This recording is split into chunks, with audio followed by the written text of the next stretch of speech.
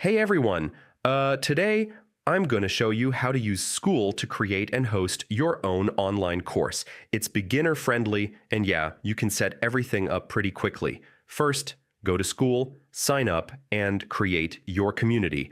This acts as the main hub where your course and members will live. Next, go to the classroom section. This is where you'll build your course. You can organize lessons into modules or sections to keep things structured.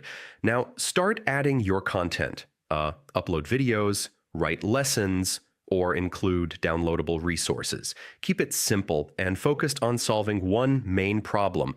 Then set access to your course. You can make it free or paid. For paid courses, choose your price and restrict access to members who join. Finally, share your course.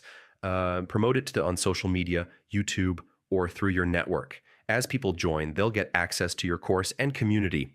And that's it. Creating an online course with Skool is really that simple. Set up your classroom, add content, and share it. Then start building your audience.